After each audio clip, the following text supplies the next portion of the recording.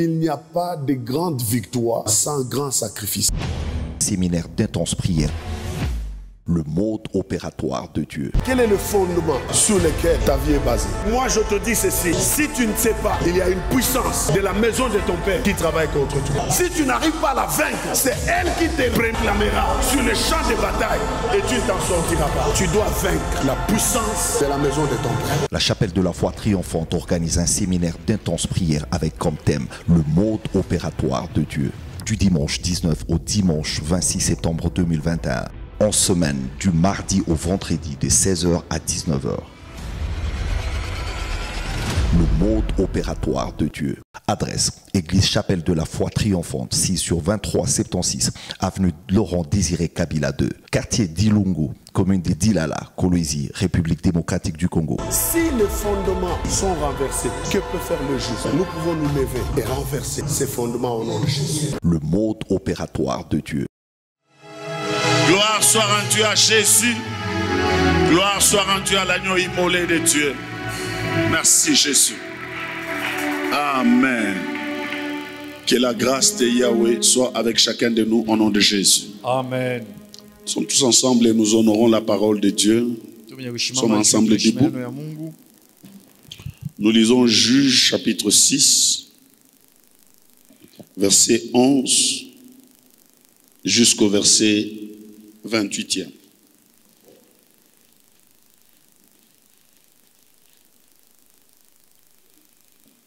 La Bible dit, puis vint l'ange de l'Éternel et il s'assit sous les térébintes d'Ophra qui appartenait à Joas de la famille d'Abiézer.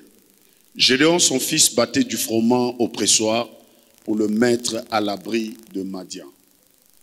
L'ange de l'Éternel lui apparut et lui dit, l'Éternel est avec toi, vaillant héros. Gédéon lui dit, ah mon Seigneur, si l'Éternel est avec nous, pourquoi toutes ces choses nous sont-elles arrivées? Pourquoi toutes ces choses nous sont-elles arrivées? Et où sont tous ces prodiges que nos pères nous racontent quand ils disent, l'Éternel nous a-t-il pas fait monter hors d'Égypte? Maintenant l'Éternel nous abandonne et il nous livre entre les mains des Madians. L'Éternel se tourna vers lui et dit, va avec cette force que tu as et délivre Israël de la main de Madian. N'est-ce pas moi qui t'envoie? Gédéon lui dit, ah mon Seigneur, avec quoi délivrerai-je Israël? Voici, ma famille est la plus pauvre en Manassé. Et je suis le plus petit dans la maison de mon père. L'Éternel lui dit, mais je serai avec toi et tu battras Madian comme un seul homme. Gédéon lui dit, si je trouvais grâce à tes yeux, donne-moi un signe pour montrer que c'est toi qui me parles. Ne t'éloigne point d'ici jusqu'à ce que je revienne auprès de toi, que j'apporte mon offrande et que je la dépose devant toi. Et l'Éternel dit, je resterai jusqu'à ce que tu reviendras. Gédéon entra, prépara un chevreau et fit avec un épha de farine de pain sans levain. Il mit la chair dans un panier et le jus dans un pot, le lui apporta sous les térébintes et les présenta. L'ange de Dieu lui dit, prends la chair et le pain sans levain, pose-le sur ce rocher et répand le jus. Et il fit ainsi. L'ange de l'Éternel avança avec l'extrémité du bâton qu'il avait à la main et toucha la chair et le pain sans levain. Alors il s'éleva du rocher un feu qui consuma la chair et le pain sans levain. Et l'ange de l'Éternel disparut à ses yeux. Gédéon, voyant que c'était l'ange de l'Éternel, dit, malheur à moi, Seigneur éternel, car j'ai vu l'ange de l'Éternel face à face. Et l'Éternel dit, sois en paix, ne crains point, tu ne mourras pas. Gédéon bâtit là un autel à l'Éternel et lui donna pour nom l'Éternel paix. Il existe encore jusqu'aujourd'hui à Ophra, qui appartenait à la famille d'Abiézer. Dans la même nuit, l'Éternel dit à Gédéon, prends le jeune taureau de ton père et un second taureau de 7 ans, renverse l'autel de Baal qui est à ton père et abat le pieu sacré qui est dessus. Tu bâtiras ensuite et tu disposeras sur le haut de ce rocher un autel à l'Éternel ton Dieu. Tu prendras les second taureaux et tu offriras un holocauste avec le bois de l'idole que tu auras abattu. J'ai donc pris 10 hommes parmi ses serviteurs et fit ce que l'Éternel avait dit. Mais comme il craignait la maison de son père et les gens de la ville, il exécuta de nuit et non de jour. Lorsque les gens de la ville se furent levés de bon matin, voici l'autel de Baal était renversé. Le pieu sacré placé dessus était abattu. Et les seconds taureaux étaient offerts en holocauste sur l'autel qui avait été bâti. Ils se dirent l'un après l'autre, qui a fait cela. Amen. Amen. Est-ce qu'on peut s'asseoir en acclamant le Seigneur?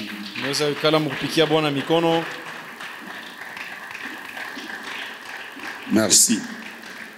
Nous lisons aussi Daniel chapitre 9, verset 27.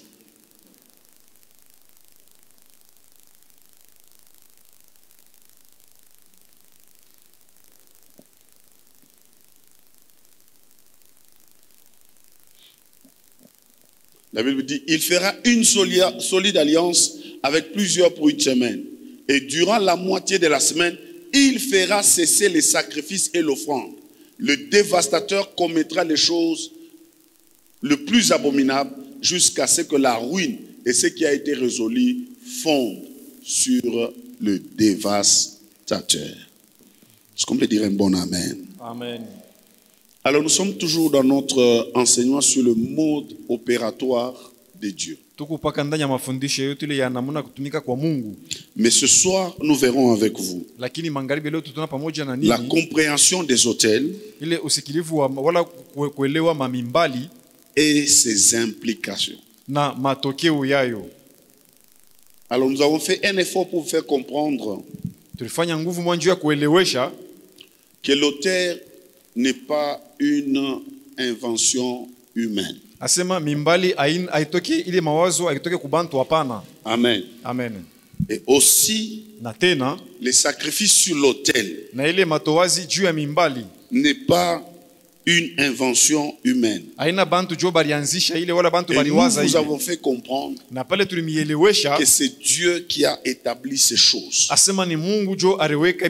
Et si nous voulons marcher avec Dieu, la Bible nous recommande que Dieu cherche les vrais adorateurs qui l'adorent en vérité et en esprit. Amen. Et nous vous avons fait comprendre ce que c'est adorer. Par la loi de la première mention, adorer veut simplement dire bâtir l'autel pour l'Éternel et mettre le sacrifice dessus. Amen. Amen. Alors ce soir, nous voulons vous faire comprendre l'autel et ses implications. Regardez ce qui se passe avec ce jeune homme. Tel est le cas de plusieurs. Quand un malheur arrive dans leur vie, et d'ailleurs surtout quand ils sont chrétiens, ils se posent aussi des questions comme Gédéon. Si Dieu est avec nous, pourquoi pareille chose nous arrive? Amen. Amen. Ça, c'est une question très enfantine. Dieu donne une instruction claire. Il dit, enquérez-vous de moi. Enquérez-vous. Veuillez vous informer auprès de moi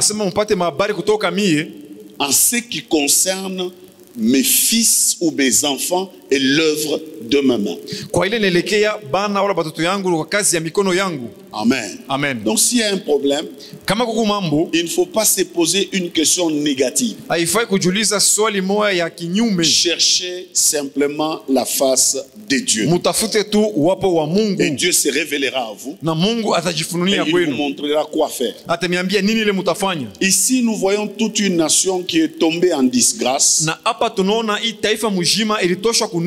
Le peuple était dans la souffrance. Et la souffrance était tellement grande parce qu'ils avaient désobéi à Dieu. Et Dieu les avait livrés entre les mains des Madianites.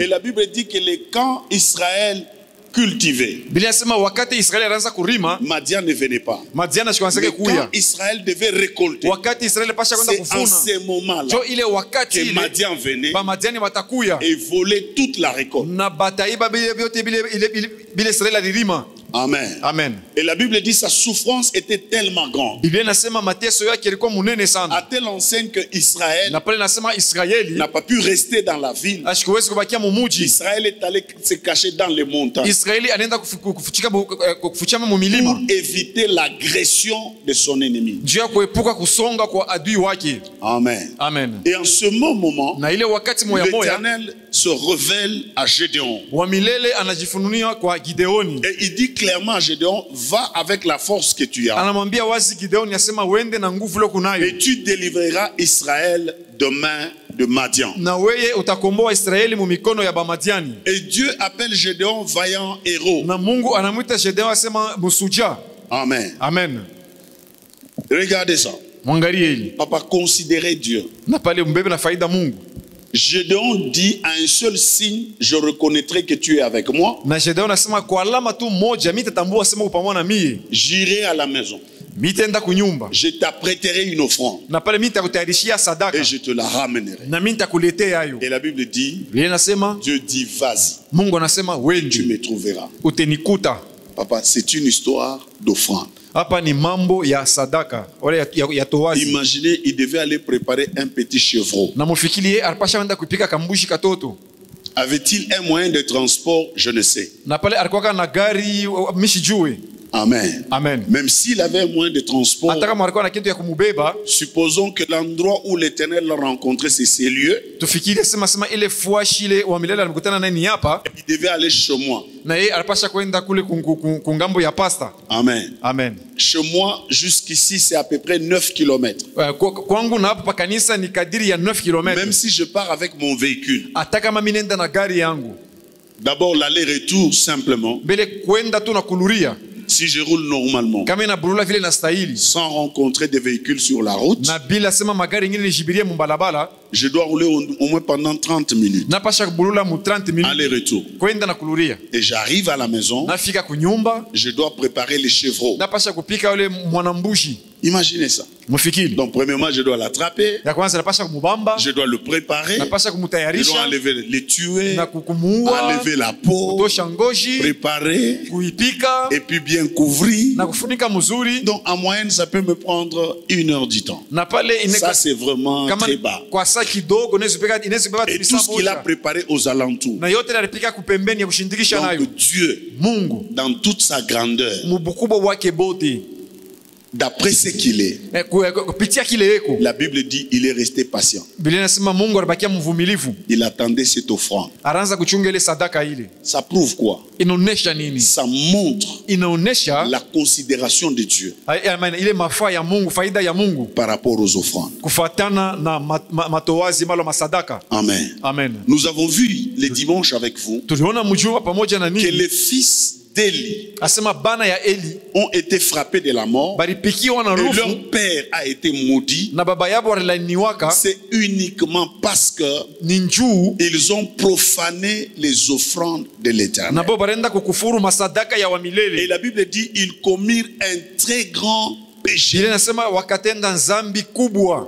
Amen. Amen. Donc ceci nous montre Hii comment inatuonesha Dieu considère les offrandes. namna kani Mungu eko na beba na faida masadaka. Amen. Amen. C'est là que chacun de nous doit faire très attention. Njo pale kila mmoja wetu Quand anapasha il kukeba ange avance sana. vers l'autel de Dieu avec des offrandes, Kama anakaribia kumbele ya mimbali ya Mungu na masadaka, fais attention que tu ne puisses pas profaner les offrandes. keba ange sana njuu ushikufuru masadaka. Parce que je crois déjà avoir enseigné sur ça. Lorsque nous parlons de l'offrande, Na wakati tunasema njuu ya sadaka, premièrement, vous devez savoir que c'est une institution divine. ya kwanza unapaswa kujua sema ni Mungu njo alianzisha C'est hayo. Dieu qui a institué Ni l'offrande. Mungu yeye njo aliweka C'est masadaka. Dieu qui a demandé à Moïse, quand nous lisons dans Exode 25, verset 2, Kama tunasoma mu Exode 25 ni Mungu njo il anambia dit à Musa, Moïse, tu prendras pour moi de l'offrande. asema utanibebea kwa masadaka De tout homme d'Israël qui le donnera de bon cœur. ya muntu yote Israeli yule ataileta na moyo mwema. C'est une institution divine. Na pale ni Mungu jo aliweka ile. Aucun homme n'a institué cela. Hakuna hata binadamu moya C'est alianzishaka ainsi ile. que je vous ai associé Daniel 9,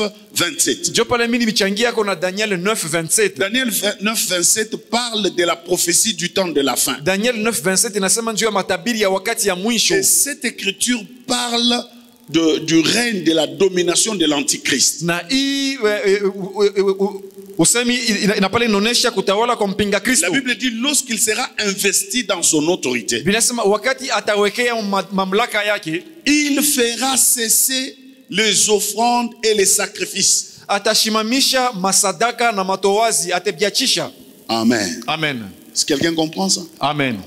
Tout ce qui t'empêche d'honorer Dieu par les offrandes et les sacrifices, Yote na kuzuiza kuheshimia Mungu kupitia masadaka na matowazi, ce n'est pas la voie de Dieu, haina njia ya Mungu, c'est la voie du diable. lakini ni njia ya shetani.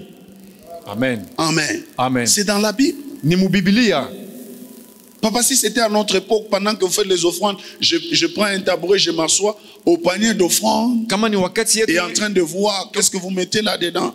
tunafanya masadaka na beba taburene kala kupemenya kitunga choko na ile muneka ndani. On me traiterait de charnel.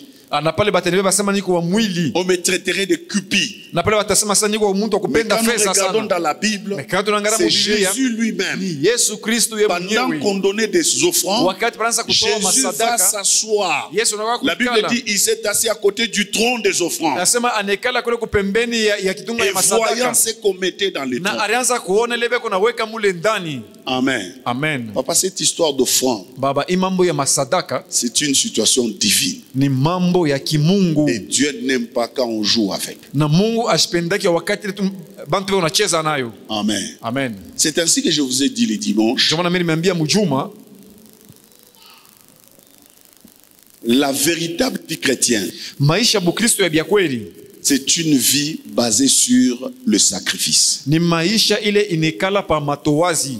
Amen. Amen. La vie chrétienne a commencé avec un autel Maisha bukristo ilianzishaka na mimbali et avec un sacrifice. na sadaka wala towazi pale juu. C'est avec la mort de Jésus Ni na sur la croix que nous commençons la vie chrétienne. Jole maisha bukristo Donc ilianzisha sans sacrifice, bila matowazi. il n'y a pas de véritable vie chrétienne. Maisha ya bukristo ya kweli haina ko. Et même quand on a posé la question à Jésus, Hata wakati balimulizaka Yesu swali, que faudra-t-il faire pour devenir ton disciple? inafai kufanya nini njoo ya kuya mwanafunzi wako? Jésus dit, Yesu la anasema condition pour être mon disciple, kanuni njoo ya kuwa mwanafunzi wangu c'est que chacun de vous ni kila mmoja doit wenu porter sa croix anapasha kubeba msalaba et me yake suivre. na Et kunifuata, c'est là chaque jour. na ile shiku yote.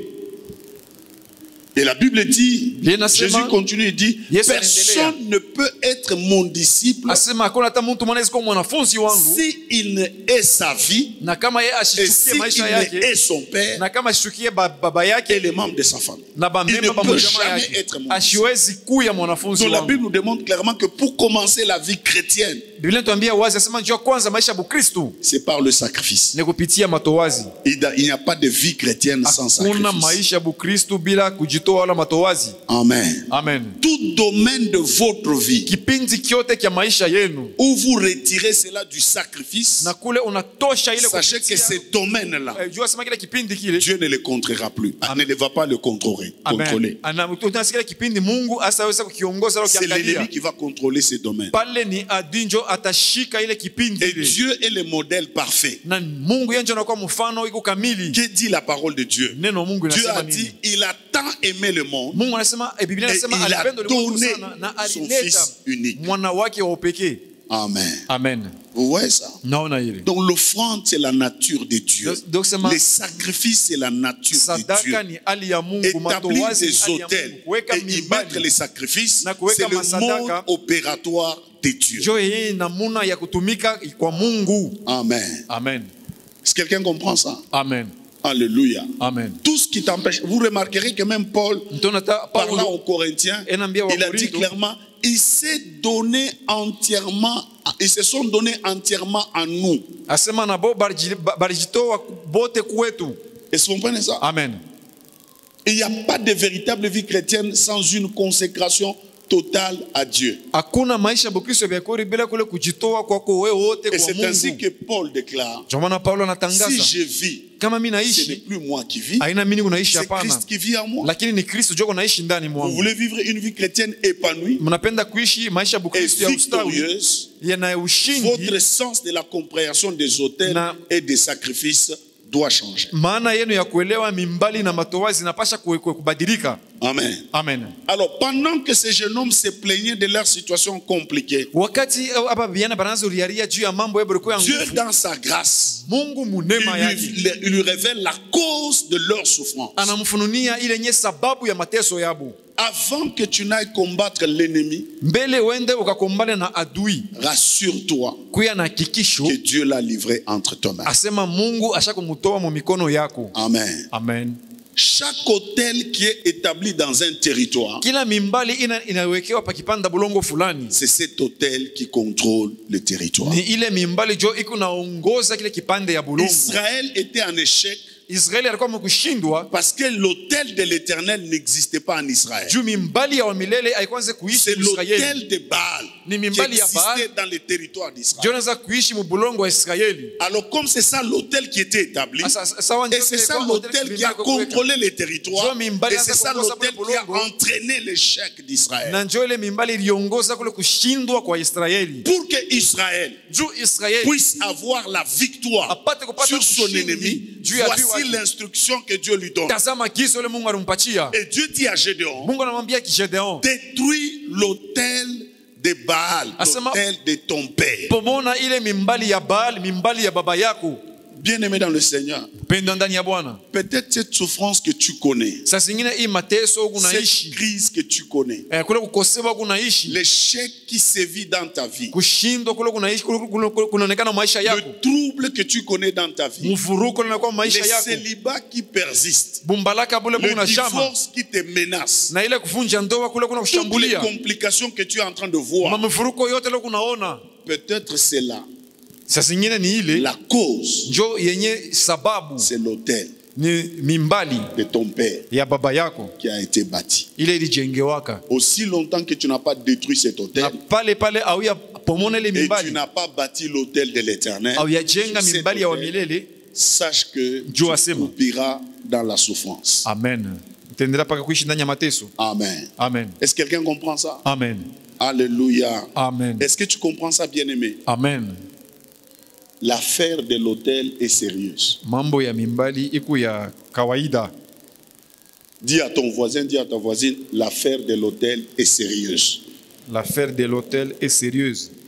Dis-le lui encore, l'affaire de Moneshe l'autel tena. est sérieuse. L'affaire de l'hôtel est sérieuse. Amen. Amen. C'est ainsi que je vous ai dit, lorsque vous ne comprenez pas ce qu'est l'autel, Je peux le mili miambia sema kama ainsi mwelewa vous ne mimbali ni nini, maîtriserez pas les implications de l'autel. na amushiki matokeo ya mimbali Dans la vie de Gédéon, mu maisha ya Gedeon, ils étaient maîtrisés dans la petitesse, na bo balikuwa benye kushikamisha Dans la pauvreté. maisha ya chini, maisha ya et dans la mateso, souffrance, na ndani ya mateso ya à nguvu cause de l'autel de Baal Dieu a- qui appartenait à son père. juu ya mimbali ya Baali ilikuwa ya baba yake.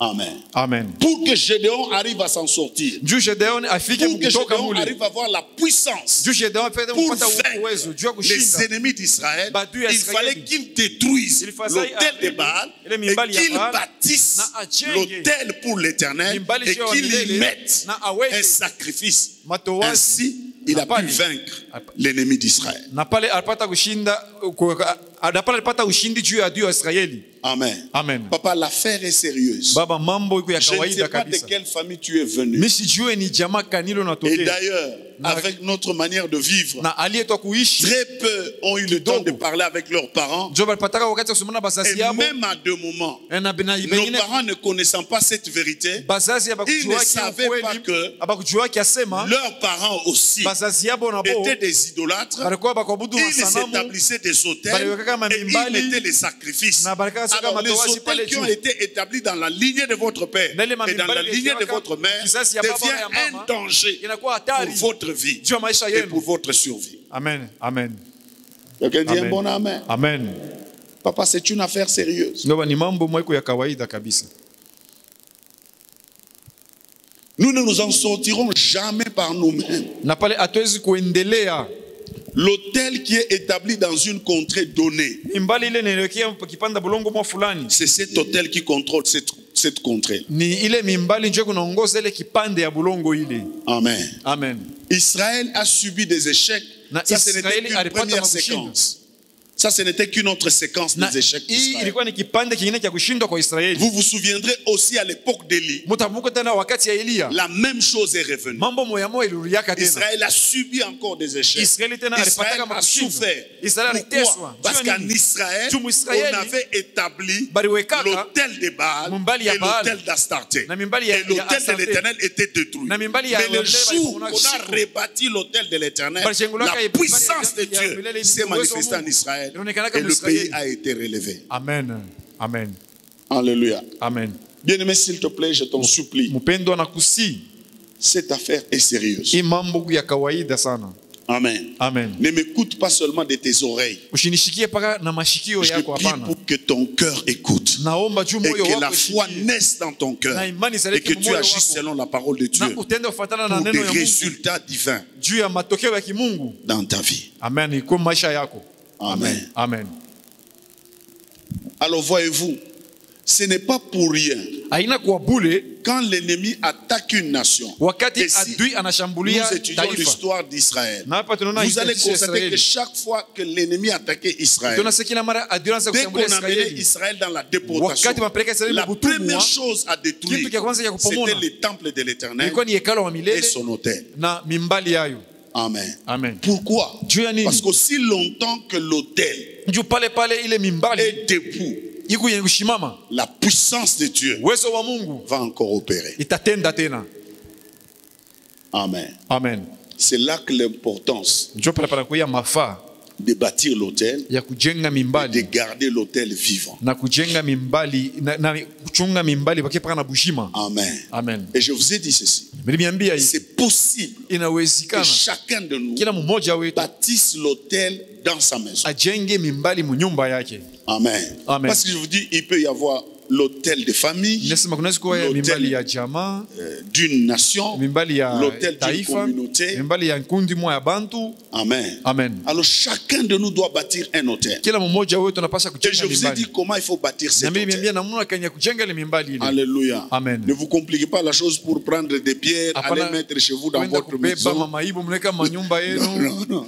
Amen. Amen. Chaque endroit dans votre maison Kila fuashi que mnyumba vous yenu. pouvez consacrer Pale mnaweza pour dire que ces lieux, unasema hii c'est les fuashi lieux de la prière, Ni fuashi c'est ya les maombi. lieux de notre réunion avec Dieu, Ni fuashi c'est ya les lieux de makutano na notre Mungu. culte avec Dieu. Ni fuashi ya Ces ibada yetu na lieux-là, Mungu. Ile c'est fuashi. l'autel de l'Éternel. mimbali ya milele. Amen. Alléluia. Amen. Ça peut être votre salon, Inaweza kuwa ça salon peut être yenu. votre bureau de la maison, Inaweza kuwa bureau ça na peut nyumba. être que vous avez construit une grande maison Mshajenga et vous nyumba pouvez mettre munene. une maison à côté que vous pouvez nommer chambre haute. Neka chumba Le moko lieu pembeni, de la fuashi. rencontre de l'Éternel. À cet Tena endroit, kwa ile fuashi vous ile. allez y aller uniquement pour la communion avec Dieu. Mtenda paka jutu ya mushirika na Mungu. Amen. Amen. Alors les gens ne connaissant pas cette vérité, Na bantu abajue ukweli, ils se sont retrouvés vivant dans plusieurs formes d'échec. na pale balijikuta banaishi makushindwa mahali ya mingi. Quelqu'un dit un bon amen. Amen. Je dis quelqu'un dit un bon amen. Amen. Je dis quelqu'un dit un bon amen. Amen. Alors un jour, Siku moya de tout ce temps, wakati yote hii j'avais établi mon hôtel dans mon salon. miliwekaka mimbali ndani ya salon yangu. Amen. Je faisais toutes mes communions, toutes mes prières au salon. Na pale maombi yangu yote, mamkutano yote nyazifanya pa mu salon. Et madame, mon épouse le sait. Na mke wangu anajua. Par la grâce de Dieu, Kwa toutes les neema ya fois, Mungu. les maisons que nous avions occupées, nous avions des chambres suffisamment grandes.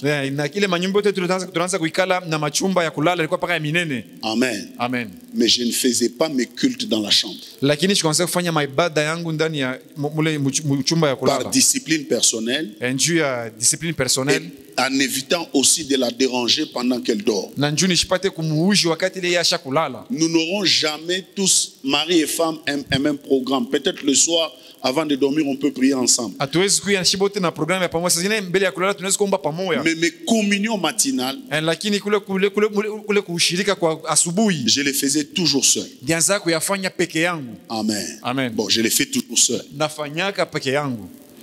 Alors, je ne savais pas. Sikujuake. Un jour, une famille est venue nous visiter. Siku moja jamaa moja alikuwa kututembelea. Ils ont quitté leur maison avec leur enfant complètement malade. Baltokaka kwabo kunyumba na mtoto wabo yuko mgonjwa sana. Et ils sont arrivés à la maison. Na banafika Ils ne nous ont rien dit. Abakutuambiaka Ils sont entrés, on les a approchés au salon.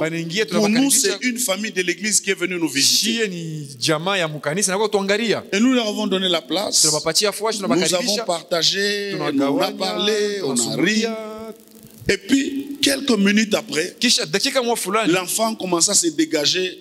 Il a vu ses amis, il veut aller jouer. anapenda kwenda kucheza mmoja Je dis, kacheze. ah, non, parce qu'ils n'ont rien dit. Ah, Bon, non, alors, parce- c'est moi qui ai J'ai dit, dit non, laissez-le aller. Nasema pana Le mumwache. petit descend, Mtoto il se anashuka tient d'abord debout sur place. na pale Et anashimama puis, pale du coup, pale il na pale court. anakimbia. Il va rejoindre les autres. Anaenda kucheza na Il a benzake. commencé à jouer. Anaanza kucheza. Et il discutait, il criait avec les Anaanza autres. kulalamika pamoja na Et du wengine. coup, j'ai vu les parents se Na regarder. pale pale mimi na bazazi banangaliana. Et le mari me dit, pasteur, Bwana niambia mchungaji, en venant en ces lieux, mkuya hapa hii notre fuashi. enfant était très malade. Mtoto wetu alikuwa mgonjwa Ça kabisa. m'étonne. Ile Quand nishangaisha. nous sommes arrivés en ces lieux, Wakati tunafika hii il fuashi. est descendu. Amen. Et il a Wakati commencé à jouer. anashuka yeye mwenyewe Et na anaanza d'ailleurs, kucheza. Na pale Nous sentons une paix tunashikia salama pendant que nous sommes en ces lieux. wakati tuko ndani ya hii fuashi. L'hôtel. Ni mbali. Qu'est-ce qui a agi en ces lieux-là? Nini tendaka pa ile Ce fuashi? n'est pas moi. Haina mie. La puissance qui est sur l'hôtel Wewe unakuwa pa mimbali. est Amen. intervenue. Amen.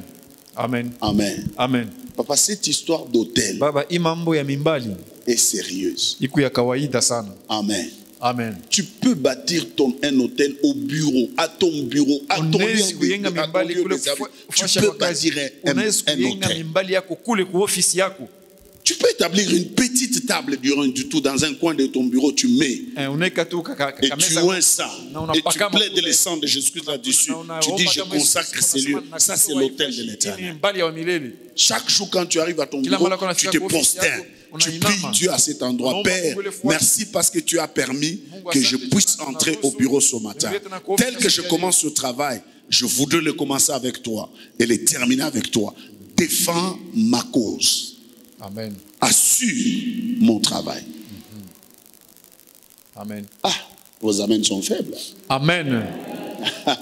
Vos amens sont faibles. Amen. Bien aimé, pendant que vous ne le faites pas, Wakati ile muifanye bapendwa, les occultistes le font. bachawi bo banabifanyaka Et hivi. l'hôtel qui est bâti dans le lieu, Na mimbali ile inajengea pa c'est fuashi ça qui va fulani. contrôler les lieux. Yo njo Si iko c'est naongoza ile l'hôtel de fuashi. Dieu, il va contrôler les lieux. Amen. Si c'est l'hôtel satanique, Kama il ni va mimbali ya contrôler les lieux. kishetani, yo njo itaongoza ile fuashi ile. Amen. Amen. C'est ainsi que vous voyez, il y a certains endroits. Njo pale mnaona mafuashi ingine, À l'époque où nous on a grandi, wakati ile shi il y avait des tulikomeaka, endroits très dangereux comme des Kalou le Nord, Kalou le Sud. kama mafuashi ya tel sana Certains makalule milieux, na kalule donc il y si avait mafuashi moja. constamment par année plusieurs accidents et plusieurs morts. Na kulikuwa makifo ya mingi na mamusiba ya mingi. Et les gens ne Mwaka. pouvaient pas comprendre. Na C'est bato parce que wanasema généralement, waka. ces endroits-là, Dieu, on oui, avait il y a établi des hôtels sataniques. Balikuwa hapo mamimbali ya Et qui kishetani. ne réclamaient que le sang humain. Inaanza pa kulomba damu ya bantu. Et ces choses-là sont vaincues comment? Na bile C'est bintu bile grâce bile à la namna prière gani? de plusieurs hommes de Dieu. Ni kupitia maombi ya watumishi mingi ba Mungu. Est-ce que quelqu'un comprend ça? Amen. Alléluia. Amen. Bien-aimé, Mapendo. la notion des hôtels Na pale kujua wala est trop mafundisho ya mimbali. importante. Nous pouvons avoir des hôtels dans nos maisons. Tunaweza kuwa Et na je vous ai mamimbali dit manyumba que yetu. ici, Nilisema ça hapa, c'est l'hôtel principal Inje- pour chaque membre, pour chaque fils et fille de la chapelle de la foi triomphante. inje huku inje yenye mimbali ya munene ya kila memba wa hii kanisa. Amen. Amen. Ainsi, ne venez pas en ces lieux seulement quand il y a culte. Vous Mushikwe pa pouvez hivyo venir à atraba- chaque moment, à chaque instant, à cause de la compréhension que vous avez de l'hôtel. Munaweza kuwa ifuashi ataka maibada inako kila wakati kila saa. Amen. Amen. Tu peux venir en ces lieux. Unaweza kuya Tu panafuashi peux hapo. venir chercher la face de Unaweza Dieu. kutafuta Tu uso wa peux Mungu. même laisser ton sacrifice sur l'autel. Unaweza kuacha Tu peux hata dire à sadaka Dieu, yako Seigneur, kwenye nasema, je Bwana, viens chercher ta face. kutafuta Je uso suis wako. au devant de ta Niko face. mbele ya uso wako.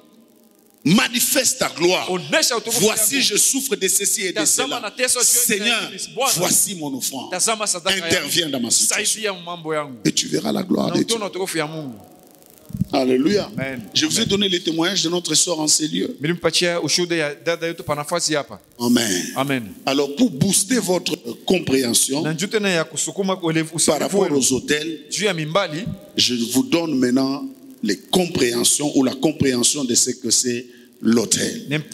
Première compréhension. usikilivu wa kwanza ya L'hôtel, mimbali c'est la porte de jonction entre le monde spirituel et le monde naturel. mimbali inakuwa mulango ya mapatanisho katika Lorsque nous parlons des hôtels, Quand tunasema njoo ya mimbali, nous prétendons na pale que c'est la porte de jonction tunaona sema ni entre mulango le ya monde spirituel ya et kutana le kwa monde dunia naturel. yasionekana na dunia kuonekana. Genèse 28, 12 à 15. Genèse 28, 12 à 15. Je vous ai parlé de Jacob. Mimi nimesemezea njoo ya Yakobo. Je vous ai dit qu'à cet endroit, son grand-père Abraham avait établi un hôtel. Nimesema ile fuashi nkambo yake Abrahamu alikaka hapo Et mimbali. quand Jacob est venu, il s'est endormi. Wakati Il Jacob n'a alifika rien fait d'autre. Il s'est endormi. Et pendant qu'il dormait, la Bible déclare qu'il y avait une échelle qui touchait le ciel et qui touchait la terre.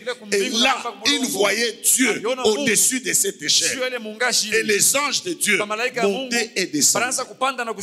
Donc l'autel, la compréhension que tu dois avoir, l'autel, c'est la porte de jonction entre le monde spirituel et le monde naturel. Alléluia. Amen. Lorsque tu bâtis un hôtel, en d'autres termes, ça veut dire tu viens d'ouvrir une porte de connexion entre Dieu et toi. Chaque fois que tu te tiendras à cet endroit, il n'y a pas de choix. Dieu interviendra. Quelqu'un dit un bon amen. Amen. Deuxième compréhension de l'hôtel. L'hôtel, c'est la place de communication. Plutôt, la place de communion avec Dieu et des instructions divines. Toujours Genèse 28, verset 12 à 15. Genèse 28, 12 à 15. Vous verrez que lorsque Jacob a vu cette vision, la Bible déclare et dit, Dieu lui donna les instructions. Il lui dit clairement, cette terre, là où tu te dors, je la donnerai à toi et à ta postérité. Alléluia. Amen. Tu as besoin d'instructions, va vers l'autel. C'est le lieu de la communion avec Dieu et c'est le lieu où tu pourras recevoir les instructions de Dieu. Vous savez, le plus grand problème avec beaucoup d'entre nous, c'est parce que beaucoup n'ont pas la culture d'avoir des hôtels et de savoir s'attendre à Dieu à partir des hôtels. Souvenez-vous de Rebecca, la femme d'Isaac. La Bible dit lorsqu'elle avait les douleurs dans son ventre, elle ne comprenait pas qu'est-ce qui s'est passé. Qu'est-ce que la Bible dit? Elle est allée chercher la face de Dieu. Où est-ce qu'elle a appris ça? Elle a appris de son mari. Et quand vous étudiez bien l'endroit où elle est allée chercher Dieu, c'est l'endroit où son mari allait chercher Dieu. Et c'est à partir de cet endroit que Rebecca a reçu l'instruction de Dieu en ce qui concerne sa grossesse. Amen. Amen. Papa, l'autel, c'est le moyen par lequel vous aurez votre communion avec Dieu et vous recevrez des instructions divines. Et qu'est-ce que l'autel encore? L'autel, c'est la place de sacrifice. Je ne vais pas trop m'attarder sur ça demain. Nous allons en parler demain. Je ne m'attarde pas sur ça aujourd'hui. Mais vous retenez les versets Genèse 15, 9 à 10. Lorsque Dieu donne des instructions claires à Abraham, des paroles prophétiques, Abraham pose la question à Dieu de savoir comment cela se fera-t-il? Et Dieu lui demande de bâtir l'autel et de mettre les sacrifices dessus. Amen. Donc l'autel, c'est la place des sacrifices. Quatrième compréhension de l'autel. L'autel, c'est la place de l'alliance. Mimbali ni fuashi ya agano. Lorsque vous lisez Genèse 15, verset 18, Wakati mnasoma Genèse 15, 18. la Bible déclare et dit, Biblia inatangaza inasema, l'Éternel fit alliance avec Abraham. wa milele akafanya agano na Ibrahimu. Il a fait alliance avec lui où? Alifanya agano wapi? Sur l'autel. Pale pa mimbali. Là où il a placé les sacrifices, Pale aliweka c'est ile là que Dieu Dieu pale Mungu fit l'alliance avec lui. akafanya Regardez ce agano que la pamoja Bible naye. dit. Mwangalie vile En Biblia ce inasema. jour-là, l'Éternel fit alliance avec Abraham et dit, je donne ce pays à ta postérité depuis le fleuve d'Égypte jusqu'au grand fleuve, au fleuve d'Euphrate. Amen. Amen. Amen. Au fleuve d'Euphrate. Alléluia. Amen. Vous voyez ça? C'est à partir de l'autel Ni kupitia mimbali que votre alliance sera établie entre vous et Dieu. kule agano yenu itawekia katikati yenu. Quelle est la compréhension que tu dois avoir de Ni l'alliance? usikilifu ile unapasha kuona juu ya Lorsqu'on agano. parle de l'alliance, Wakati unasema ça juu ya veut agano, dire que Dieu ni kusema se Mungu- décide Mungu achukua de mpango devenir ton allié. ya kuya wa kutumika na wewe pamoja. Amen. Amen. Est-ce que tu comprends ça? Amen. Il se décide de devenir ton allié. Anachukua mpango ya kuya ule wa kukunga mkono. Alors si Dieu devient ton allié, Na kama Mungu anakuya ule anakunga mkono, qu'est-ce qui pourra te résister? nini inaweza C'est pourquoi la kuzuiza? Bible déclare, avec Dieu, Inasema pamoja nous na ferons Mungu des exploits tafanya maishara et il écrasera. na yeye atafinya badui betu. Amen. Amen. Papa, Dieu est l'allié sûr. Amen. Mungu Oh, je dis anakuya Dieu kutumika na yeye est uhakika. l'allié sûr. Amen. Je dis Amen. Dieu est l'allié sûr. Amen. Papa, même les humains ont compris Hata que binadamu l'union walielewa. fait la Asema force. umoja inafanya nguvu. C'est ainsi que quand vous entendez des nations, on parle des alliés. Et Dieu Comme on m'a parle de dit, la France, asema comme Dieu on la parle France, de l'Allemagne, asema on Dieu parle de Allemagne, l'Angleterre, Dieu on parle Angleterre, des États-Unis. Ils sont des alliés. Na bongo Ils wanatumika constituent pamoja. une force. Na bongo En wanakuwa cas de nguvu. guerre, Kama lorsqu'ils vita inakuja. rassemblent leurs forces, Wakati vous ne les wanakusanya vaincrez makufu ya point. Amen. Ils seront plus puissants que vous. Bo batakuya Alors makufu l'autel kushindia. est la Mimbali. place de votre alliance avec Dieu. Ni fuashi ya Et agano c'est yenu pamoja grâce na à Mungu. l'autel Ni que kupitia mimbali. l'alliance avec votre Ule Dieu agano pamoja na sera Mungu wenu. établie au nom de Jésus. Itawekewa mjina Yesu Kristo. Et votre vie Na maisha yenu dépendra de itaelekea l'alliance que vous avez avec na Dieu. agano ile Mungu nayo pamoja na Mungu. Amen. Alléluia. Amen. Bien-aimés dans le Seigneur, vous savez, j'ai étudié l'histoire de Moïse Bapenda ndani ya Bwana mnajua nilifunza à la hadithi ya sortie de Musa. l'Égypte et tous nous en parlons constamment. Kutoka kwa Musa na shibote tunasemaka kila mara. Les miracles extraordinaires que Moïse a fait. Miujiza ya Avec mastajabu Dieu. ile Musa alifanya pamoja na Mungu. Mais quand je suis allé lire Psaume 105, Wakati nenda kusoma en Zaburi descendant, 105, la mkushuka. Bible déclare et dit, Inatangaza inasema, Dieu se souvint Mungu de son akakumbuka. serviteur Abraham Dieu et de Ibrahim. sa parole. Na neno C'est yake. ainsi que Dieu il pale. fendit la mer rouge en deux. Akafungula C'est pale ainsi mkono wa mikono qu'il leur donna la manne au Dieu pale désert. akapatia C'est mana ainsi mjangwa. qu'il détruisit leurs ennemis. Dieu pale Pourquoi? akalipa adui À wajua nini? cause de l'alliance Juu ya qu'il agano, avait établie avec ile aliweka Abraham. na- Amen. Et il l'a Amen. établi où? Aliweka Sur wapi? l'autel. Pa L'autel, mimbali. c'est la Mimbali. place des Ni alliances. fuashi ya maagano. Amen. Amen. Lorsque tu as un autel, Wakati unaona mimbali je t'assure, si nakuhakikishia tu maintiens cet autel kama vivant, unashikamisha ile en y madhabahu amenant na des kila sacrifices comme il na se doit, kuweka masadaka une na alliance sahihi. sera établie entre toi et Dieu. Agano moja itawekea Et katika tu kwa Mungu. vivras Na et tu utaishi juras de cette alliance. Utafikia. Même ta postérité hata kizazi jura de chako cette alliance. kitafaidikia na ile agano. Quelqu'un dit un bon amen. Amen. Cinquième compréhension des autels. Usikilivu wa tano, C'est les lieux où on possède ses possessions. ni fuashi ile mtu eko nashika bile binakuya byake. Bien aimé, vous voyez l'une des erreurs que nous faisons dans l'église Unajua d'aujourd'hui. mmoja ya makosa tunafanya makanisa leo. Aujourd'hui, quand on nous bénit avec une parole qui vient de la part de Dieu, Leo kama tubariki nous na disons neno seulement kutoka kwa Mungu, Amen et nous partons. tunasema paka amina na tunenda. Alléluia. Amen. Mais ça, ce n'était pas le cas d'Abraham, Na ile akuyaki ni mambo ya le cas Ibrahim. d'Israël. Wala Israeli. Chaque fois que Dieu proclamait Kila mara Mungu des anaanza paroles de kutangaza bénédiction sur misemo Israël, baraka juu ya et Israeli. Dieu faisait des promesses à Israël, Mungu anafanya maahadi kwa après que Israeli. Dieu ait parlé, Na kisha Mungu Israël kusema, bâtissait des autels Israeli anaanza et kujenga mettait les mimbali, sacrifices sur l'autel. na anaweka matowazi pale juu. Amen. Amen. C'est le moyen par lequel Israël possédait ses possessions. Ni njia kupitia ile Israeli anaanza kushika vile vilikuwa byake. Quelqu'un dit un bon amen. Amen. Genèse 12, verset 7. Genèse 12:7. Regardez ce qui se passe. Mwangalie ile inapita. L'Éternel apparut à Abraham et dit, je te donnerai ce pays à ta postérité. Et Abraham bâtit là un autel à l'Éternel qui lui était apparu.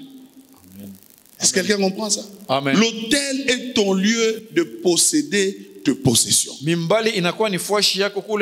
recevras de la part de Dieu aucune parole prophétique de ta vie, aucune promesse de Dieu, sans que tu ne cherches à découvrir quelle est la condition de l'accomplissement de cette promesse. C'est ainsi que des gens ont des promesses, ont de grandes prophéties sur leur vie, mais leur vie n'arrive pas à représenter toutes les paroles ou toutes les paroles prophétiques qui sont sur leur vie. Pourquoi? L'endroit où tu dois posséder de possession, c'est sur l'autel. C'est ainsi qu'Abraham, après qu'il ait entendu Dieu parler, il bâtit l'autel. Amen. Cet autel s'appelle l'autel de possession. Amen. Amen. Amen. C'est pourquoi la vie, mon frère, je vous ai toujours dit, le plus grand ennemi de notre vie, ce n'est pas Satan, ni les démons. Le plus grand ennemi de notre vie, c'est notre ignorance. Ton échec commence à l'endroit où tu es ignorant. L'autel, c'est le lieu où on possède ses possessions. Amen. Amen.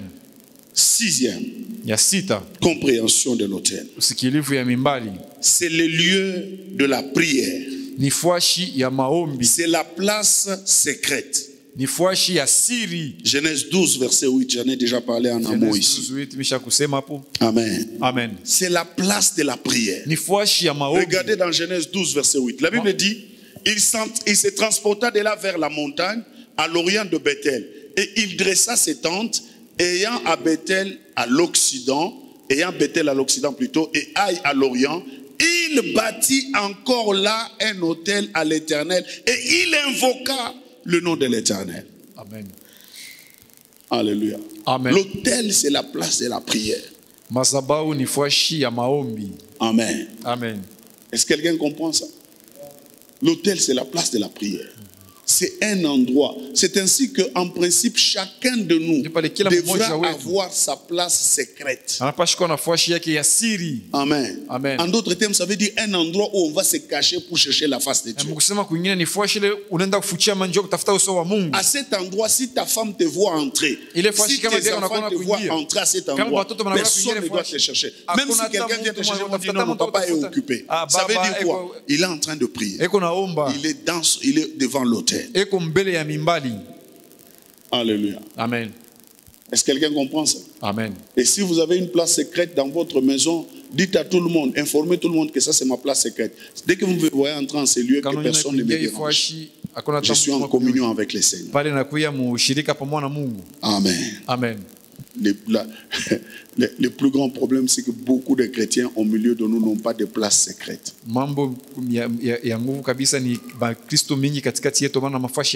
Amen. Amen. Papa, tu dois avoir ta place secrète. Où tu vas communier personnellement et individuellement avec le Seigneur. Et cet endroit s'appelle l'autel. C'est l'autel, la compréhension que nous devons avoir, c'est la cité de refuge.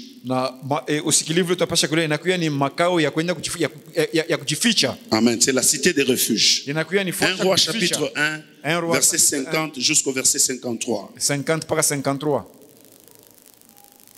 1 Roi chapitre 1, 50 à 53. Regardez ce que dit la Bible. Adonijah eut peur de Salomon. Il s'éleva aussi, s'en alla et saisit les cornes de l'autel. On vint dire à Salomon, voici Adonijah a peur du roi Salomon. Et il a saisi les cornes de l'autel en disant que le roi Salomon me jure aujourd'hui qu'il ne fera point mourir son serviteur par l'épée.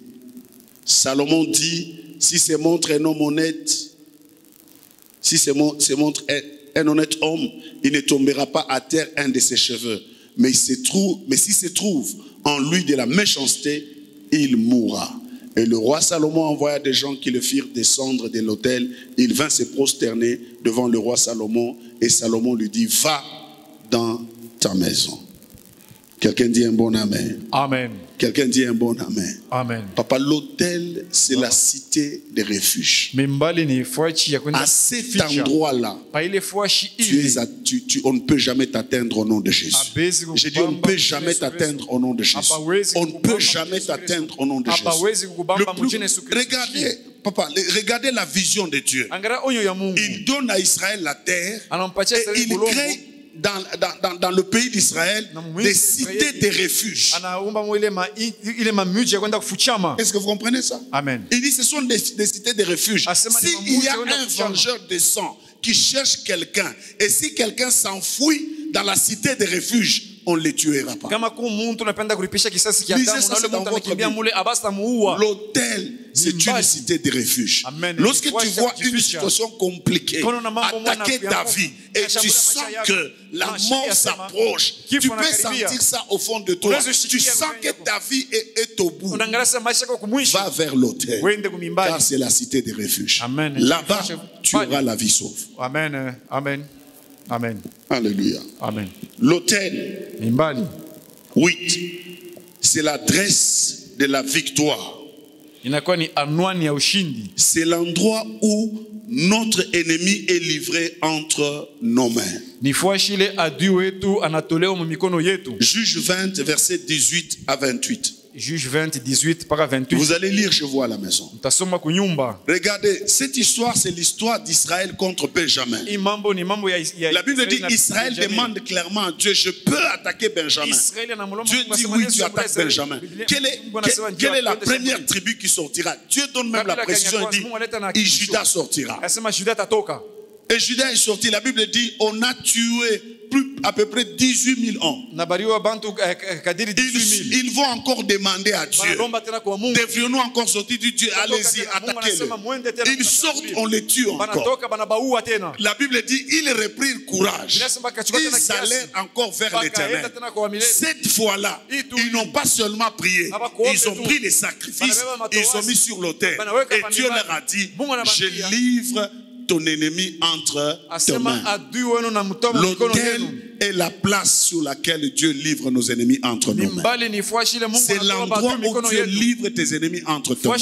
Papa, ne commence jamais de contestation avec quelqu'un ou de combat avec quelqu'un sans au préalable passer par l'autel. Car sans cela, tu risques de perdre le combat en ayant Dieu avec toi. L'autel, c'est l'endroit où Dieu livre nos ennemis entre nous. Papa, c'est à cet endroit-là que tu vas parler à Dieu de tes combats, de tes oppositions contre ta vie. Et tu ériges l'autel, tu y mets les sacrifices, tu cries à Dieu. Et c'est à cet endroit que Dieu livrera tes ennemis entre tes mains au nom de Jésus. Amen. Amen. Quelqu'un dit un bon amen. Amen. C'est pourquoi ne commencez pas de contestation avec les gens bêtement. Maman, papa, tu peux perdre ta vie pour rien. Alléluia. Tu ne sais pas qu'est-ce que lui a fait avant que vous combattiez ce combat. Amen. Ils sont pas ça. Amen. Quelqu'un avait un hôtel démoniaque qui lui fournissait de l'argent. Alors c'est arrivé à un moment donné où cet hôtel lui a demandé le sang. Donne-nous le sang humain. Il regarde sa famille et dit, jamais je ne peux donner aucun membre de ma famille. L'hôtel lui dit, donne-nous le sang. C'est tout ce que nous demandons. Alors dans sa peur pour qu'il ne meure pas lui-même, il a pris son véhicule, il est allé dans les villages. Alors il cherchait quelqu'un, s'il peut trouver quelqu'un pour le cogner. Comme ça, il peut avoir le sang offert. Alors, il arrive à un endroit, pendant qu'il venait là, un monsieur traverse la route en courant. Il arrête le véhicule, il prend son arme et commence à le pourchasser. Il me dit, mais tu le pourchasses pourquoi? Il dit, non, arrêtez-le, on l'arrête. Qu'est-ce qu'il y a? Oh non, lui il me voit venir avec le véhicule, il traverse en courant. Bon, oui, il t'a épargné de le tuer, mais maintenant tu descends avec l'arme pour faire quoi? Vous comprenez ça? Vous ne pouvez jamais savoir pourquoi quelqu'un peut vous attaquer. Et qu'est-ce qu'il a fait avant de vous attaquer? Est-ce que quelqu'un comprend ça? Amen. Ne commencez jamais un combat sans au préalable avoir bâti l'autel et mis les sacrifices dessus. Parce que c'est l'endroit où tes ennemis sont livrés entre tes mains. Amen. Amen. 9e compréhension de l'autel. C'est la base de la puissance. Plutôt, c'est la base de la manifestation de la puissance. 1 Samuel chapitre 7, versets 7 à 10. C'est la base de la manifestation de la puissance de Dieu dans ta vie. Amen. Il n'y a pas de manifestation de puissance de Dieu sans autel. Souvenez-vous de cette histoire, je crois vous en avoir déjà parlé, je ne vais pas m'y attarder. La Bible déclare et dit, Israël s'est rassemblé. Et l'endroit où ils se sont rassemblés, ils se sont rassemblés juste pour se réconcilier avec leur Dieu. Mais leur ennemi, les Philistins, a pris cette chose. La Bible dit, ils se rassemblèrent, ils vinrent pour détruire Israël. Israël était inquiet. Il criait au prophète Samuel. Et la Bible dit, Samuel leur dit, ne craignez point. Et la Bible dit, il prit un animal, il l'offrit. Et pendant qu'il l'offrait à l'Éternel, l'Éternel lança une tonnerre dans le camp de l'ennemi. Et l'ennemi a été détruit. L'ennemi a été dévasté. Et Israël a vaincu l'ennemi sans avoir livré bataille. L'autel est la place de la manifestation de la puissance. Amen. Amen. Il n'y a pas de puissance sans autel. Toute la puissance que nous proclamons, nous les chrétiens, avoir, c'est grâce à l'autel de la croix de Golgotha et les sacrifices de Jésus. C'est comme ça que nous avons été rendus puissants. Amen. Amen. Avant sa mort à la croix, la puissance n'est pas venue. C'est ainsi qu'il a dit aux disciples, après qu'il soit descendu, après qu'il soit ressuscité, il dit aux disciples, attendez ici, jusqu'à ce que le Saint-Esprit surviendra sur vous. Vous recevrez une puissance. Papa, sans autel, il n'y a pas de puissance. C'est le lieu de notre puissance. 10e compréhension de l'autel. C'est la place où nous mourons. Amen. Amen. Ça, je vais parler de ça demain. 11e compréhension de l'autel. C'est l'adresse de la restauration. 1 Roi chapitre 18 verset 30 à 32. La nation d'Israël était sous contrôle des forces des ténèbres. Pourquoi? Parce que l'autel de l'Éternel était détruit. Mais pour que Israël soit restauré, la Bible déclare et dit, Élie a rebâti l'autel. Amen. C'est la même chose qui se passe. J'ai apprécié beaucoup le témoignage de pasteur Daniel Mabunduka. Papa, ce n'est pas une histoire, c'est vrai. Quand vous regardez même quand il marche, vous voyez comme si la jambe gauche est un peu lourde. Il a fait une crise d'AVC. Selon le pronostic de médecin, il pouvait se rétablir au moins après 2 ans. Peut-être. Mais parce que jusqu'à aujourd'hui, nous voyons certains qui n'ont jamais été rétablis. Est-ce que quelqu'un comprend ça? Mais lui, dans 3 mois, il a été restauré. Qu'est-ce qui s'est passé? Il nous a donné son témoignage. Le jour où il fait cette crise, pendant qu'on les transporte pour l'amener à l'hôpital, il donne à sa femme $100. Il dit, va déposer sur l'autel de l'église. Amen. Et quand la femme dépose ses sacrifices sur l'autel de l'église, et Dieu le restaure. La même chose avec toi, mon frère. Le médecin soigne. C'est lui qui guérit, c'est Dieu. C'est lui qui maintient la vie de quelqu'un, c'est Dieu. L'autel est la place de la restauration de la vie. Quels que soient les problèmes qui t'arrivent, s'il te plaît, ne va pas à la consultation sans avoir consulté l'autel de l'Éternel. Amen. Hier, nous sommes allés à un deuil. L'un de nos frères ici a perdu sa grande sœur. Cette dame-là, elle était bien portante hier soir, jusqu'au matin. Elle s'est levée d'elle-même. Elle a pris une petite bouteille d'eau. Elle est sortie pour brosser ses dents. Mais pendant que les gens reviennent, la trouve qu'elle est déjà tombée. Et on va la relever. Par son jeune frère, elle dit, laisse-moi m'asseoir un peu. Pendant qu'on la laisse s'asseoir, quelques minutes après, il tombe encore. On la relève. Elle dit, appelez le pasteur. On appelle le pasteur, le téléphone ne passe pas. On appelle l'un de ses frères, le téléphone ne passe pas. Alors, son jeune frère qui était là, comme elle ne savait pas la soulever seule, il appelle ses soeurs qui étaient dans la maison, ils sortent, on la soulève, on la met dans la maison sur son lit. Elle s'allonge, on a dit non, il faut aller à l'hôpital. Et on appelle, parce qu'il n'avait pas de véhicule, un taxi vient, et puis il y a eu complication, le taxi est parti, et on a appelé un autre taxi. Pendant qu'il venait, l'un de ses jeunes frères arrive avec le véhicule. Son frère nous dit, juste pour la soulever de la maison, jusque dans le véhicule, elle a pesé comme pas possible. Nous nous sommes demandé ça c'est quoi. On la met dans le véhicule, on va à l'hôpital, on arrive à l'hôpital, le médecin dit elle est déjà morte il y a longtemps. On ne peut rien faire pour vous. Il discute avec le médecin. Les autres viennent dire non, son corps est encore chaud et on peut aller à la Gécamine. Ils vont à la Gécamine. Quand on les examine, on dit qu'elle est déjà morte. On ne peut rien faire pour vous.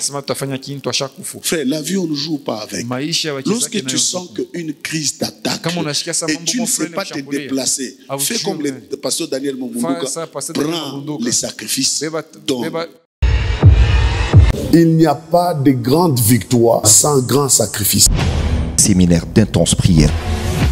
Le mode opératoire de Dieu. Quel est le fondement sur lequel ta vie est basée? Moi je te dis ceci, si tu ne sais pas, il y a une puissance de la maison de ton père qui travaille contre toi. Si tu n'arrives pas à la vaincre, c'est elle qui te réclamera sur le champ de bataille et tu ne t'en sortiras pas. Tu dois vaincre la puissance de la maison de ton père. La chapelle de la foi triomphante organise un séminaire d'intense prière avec comme thème le mode opératoire de Dieu. Du dimanche 19 au dimanche 26 septembre 2021. En semaine, du mardi au vendredi, de 16h à 19h. Le mode opératoire de Dieu. Adresse, Église Chapelle de la Foi Triomphante, 6 sur 2376, avenue Laurent Désiré Kabila 2, quartier d'Ilungu, commune de Dilala, Kolwezi, République démocratique du Congo. Si les fondements sont renversés, que peut faire le juste? Nous pouvons nous lever et renverser ces fondements au nom de Jésus. Le mode opératoire de Dieu.